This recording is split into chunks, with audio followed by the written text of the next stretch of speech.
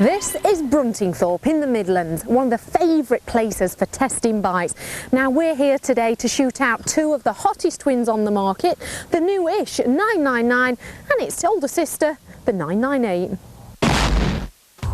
We'll also be looking at the 5 wannabe road test idols who got through from over 2,000 entries to the final selection stage, but only 3 made it through to face a public vote. We'll look at buying and owning one of the most popular sports bikes, the CBR 600F. We've all the latest sport and industry news and more bikes from the Munich show. Being an MCN road tester has to be one of the most sought after jobs in motorcycling. Riding around all day on exotic machines and often ending up in glamorous locations like Bruntingthorpe. So when they were looking for a new road tester, they decided to open it up so anyone could apply. After whittling it down to just 3 finalists, it was then the turn of the public to decide who got the job. Last week at Rockingham, 5 hopefuls arrived to be assessed on their track riding capabilities, amongst other criteria. Sadly, 2 of them were about to leave disappointed.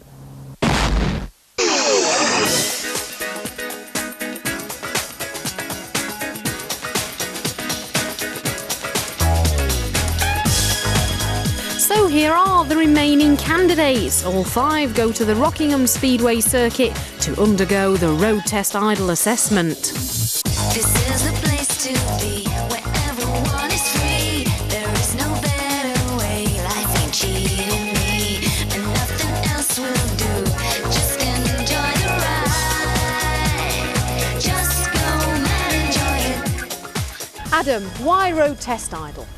Well, we wanted a new road tester, basically. We wanted a trainee road tester, and we can go through the rigmarole of just applying like a normal job, but the success of Pop Idol, and so many people are always writing in saying, how can I be a road tester? We had this brainwave that we sort of have a road test idol thing, a big competition to get everyone involved and hopefully end up with a really good road tester at the end of it.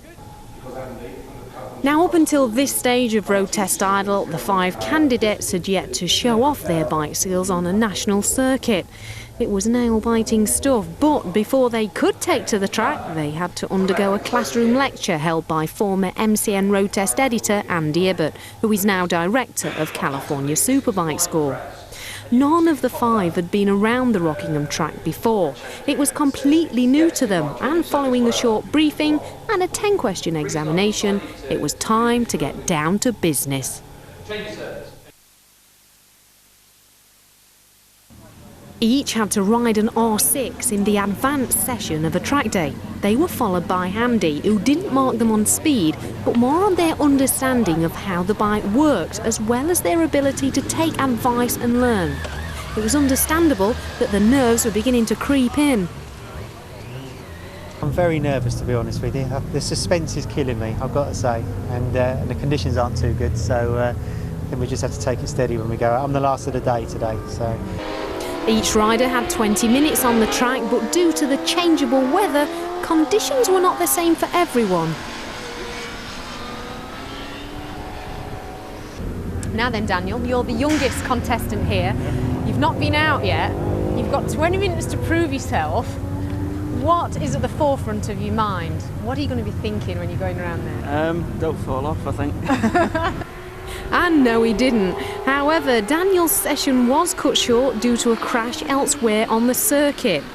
But one of those to get more favourable weather conditions was 34-year-old Robert Booth, the site chemist from Hull in East Yorkshire.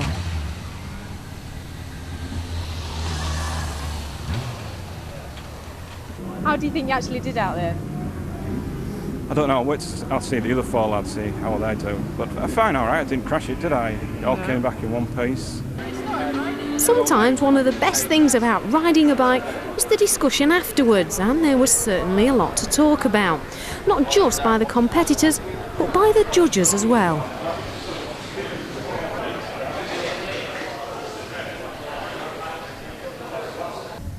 Yeah, a couple of the guys I've since been told are racers, and they've held it back so that they can try and apply the technique, and applied it well. That impresses me, absolutely, definitely, because it shows they're willing to learn and willing to apply, and that's going to be a very important part of the job that they're going to have to do.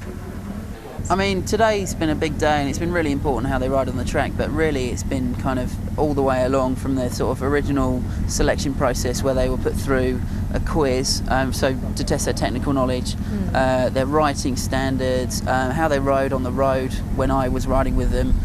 Some had dodgy conditions, some had good conditions, but you can still see whether people are competent riders or not to get them through to this stage.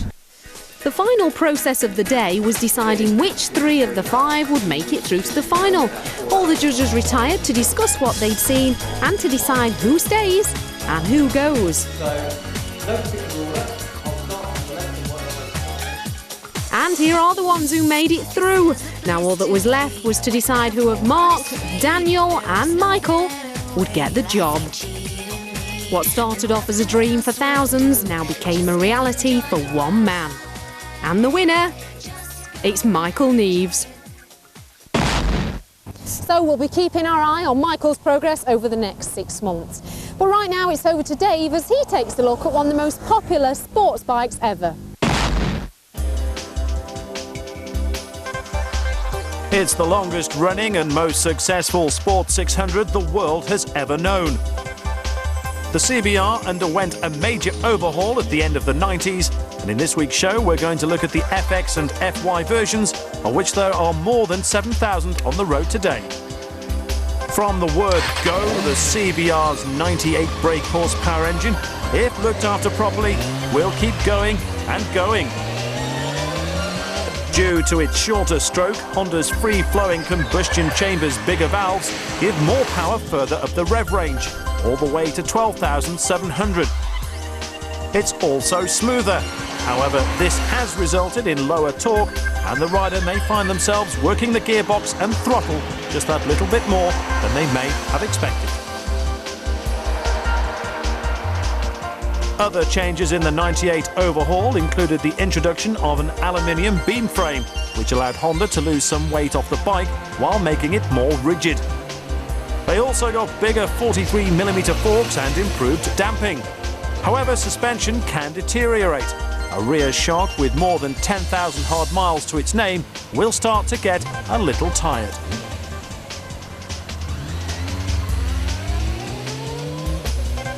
The CBR's overhaul also meant it took on the brake lever, master cylinder and caliper from the 900 Fireblade. They have a lot more power than the earlier setup and offer much better control. One word of advice though, when buying a CBR 600, always check for dents in the lock stops or scrapes on the bottom of the fork legs. Evidence that the bike has, quite literally, been down the road. A 3-year-old CBR may not sound as exciting as the aggressive Yamaha R6, or indeed have the top end of a Kawasaki ZX-6R from the same period. What it does offer, though, is good handling, reliability, a powerful engine, and all-round body comfort.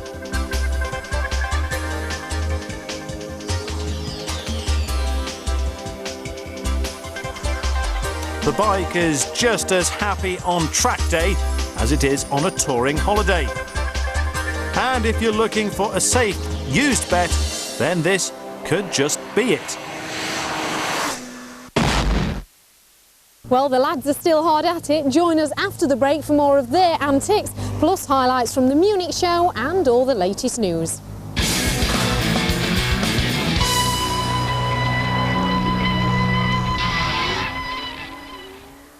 Welcome back to MCN. Now, shootouts are all about taking bikes to the limit, and that's a long way with these two Ducatis.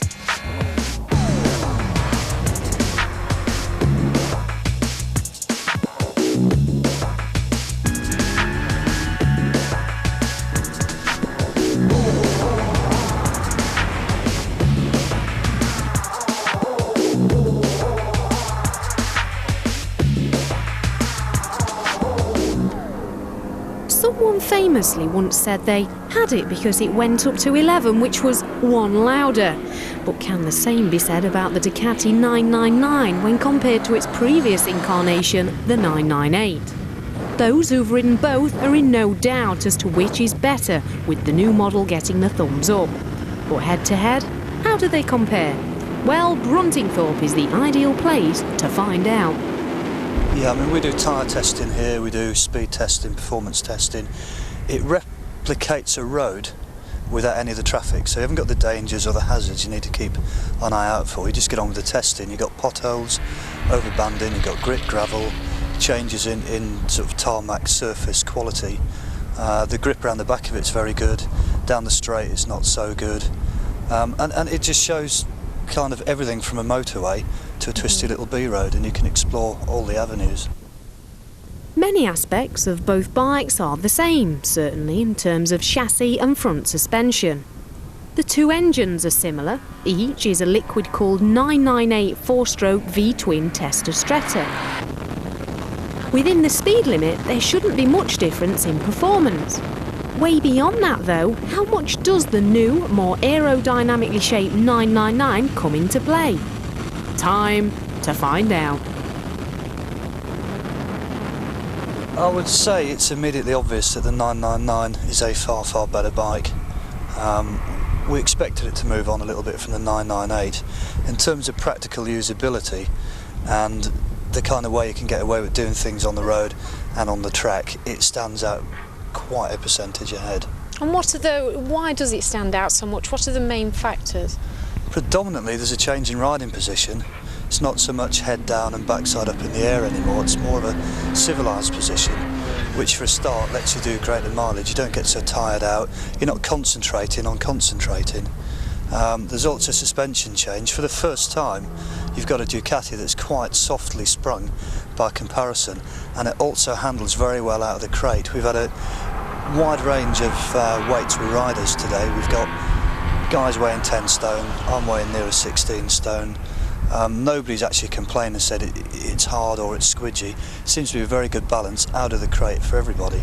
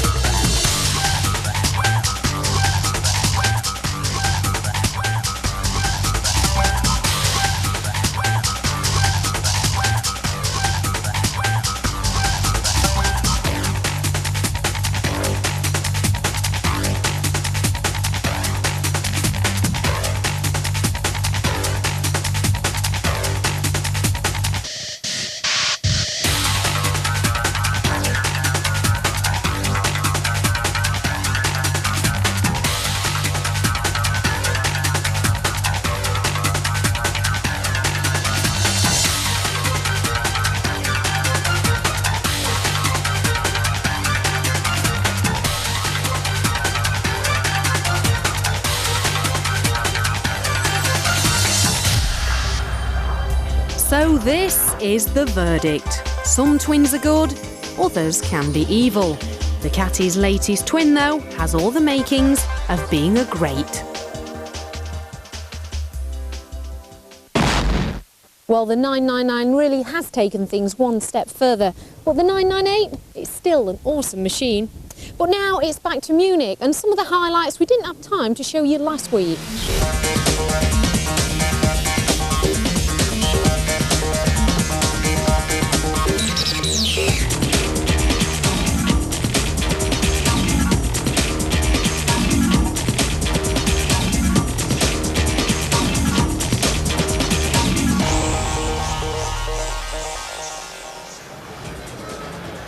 2003 is the 100th anniversary of Harley-Davidson. The American manufacturers celebrating the milestone by producing limited edition colours and motifs on their machines. Sportsters, Dynaglide, Softails, they're all getting the treatment. And while Harley-Davidson's not introducing any out-and-out new models, most of their range is being updated. And of course, there's plenty of gimmicks. Touring bikes such as the Road King will now have an in-dash compact disc player instead of the traditional audio cassette. Of course, the Munich show isn't just about bikes. There was also a lot of new scooters being unveiled as well. Arguably the biggest crowd was found gathered around Peugeot's stand as the drapes came off the JetForce 125, the world's first mass-produced supercharged scooter, which the manufacturer claims can keep up with a 250cc bike. The supercharger is fitted to a 4-stroke single-cylinder engine. Other features include fuel injection and an alloy beam frame. It wouldn't be right, though, if we didn't feature a sports bike. So here's a look at the 2003 RSV 1000. The Italian manufacturer says this version is faster and more aerodynamic than before, with radial front brakes thrown in as well. It's equipped with a 60-degree V-twin engine, which Aprilia claim can produce 130 horsepower, while the new gearbox has a longer first, second and third gear and closer fifths and sixths when compared to the 2002 model. Other changes include adjustable forks, a new front wheel design with aerodynamic mudguard and an optional passenger seat. Also new for 2003 is Suzuki's SV1000, plus a new look SV650, the bike it evolved from.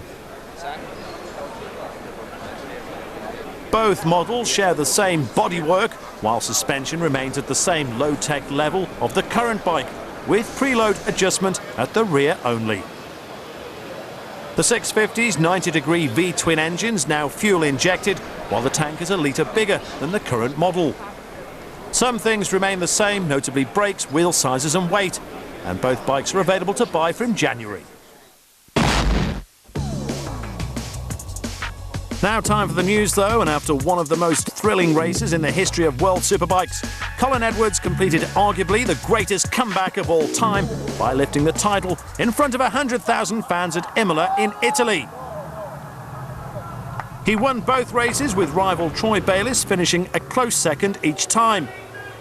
And the final race of the year was undoubtedly the best of the year, as both men scrapped it out at the front. It was a thrilling climax to what has been an amazing season, in which Bayliss took 14 wins from the first 18 races of the year. Edwards took a record 25 consecutive podium finishes, and he also won the last 9 races, which in itself is a World Superbike record. His tally also means that American riders have now won 102 World Superbike races, and his all-time race-winning total of 31 is second only to Cole Fogarty's 59. The question now is, though, where next for Edwards? Does he go to MotoGP with Honda or Ducati in World Superbike? Fabien Foret clinched the World Supersport crown at Imola, finishing the year just 3 points ahead of Katsuaki Fujiwara. The Japanese rider won the race, but the Frenchman knew a top 5 place would be enough, and he finished 4th.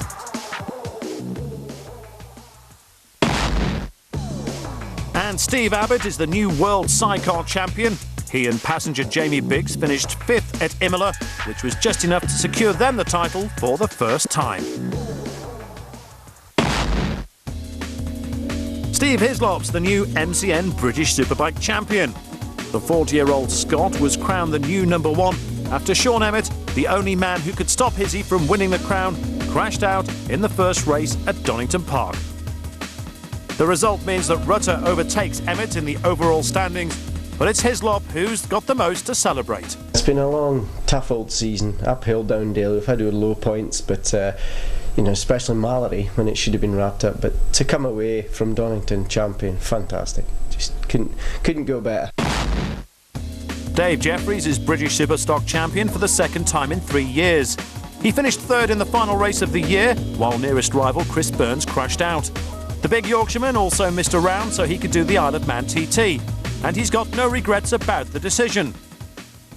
We were getting a bit worried when we got towards the end of the championship and Chris Burns was catching. I was a bit like, oh, maybe I should have done Snetterton, but as it happens, it all worked out fine. I mean, it's unfortunate Chris didn't finish the last round. You know, it's obviously better for me, but it would have been nice to go out with a proper race, but that's the way it works, and fortune luck was on my side for once, so I'm just really pleased for Tech 2, North Point and all of the sponsors of the team. And Jeffries is still hopeful of landing a superbike ride next season. I've had a good offer from North Point side of the team for next year, for the Superstocks again, which I would like to do, but obviously I want to get to Superbikes, but I'm only going to do Superbikes if I can get a competitive ride. If not, I'm quite happy to do Superstocks and something I know I can do and hopefully try and win the championship for them again. Kawasaki make their return to Grand Prix racing at Motegi in Japan when the ZX-RR 4-stroke makes its competitive debut. Former World Superbike rider Akira Yanagawa, who's been helping develop the bike, will race it at the final 4 rounds of the MotoGP season. And there you have it, you're up to date now on all the latest sports news, and that's about it for this week's MCN show. But do look out for the new MCN road tester, Michael Neves. Good luck to him. He'll be popping up alongside the other MCN road testers throughout the series. And also join us same time next week. We've got some cracking stuff coming your way. It'll be my turn to jump on an R6 and fly around Rockingham Circuit. I'll be polishing up my bike skills with Andy Ibbert's California Superbike School. We'll see you then. High-speed, high-octane action on the roads next on Men and Motors as we follow the boys in blue putting the pedal to the metal in hot pursuit of joyriders, bad drivers and all-round nutters. It's Police Patrol UK, and it's next.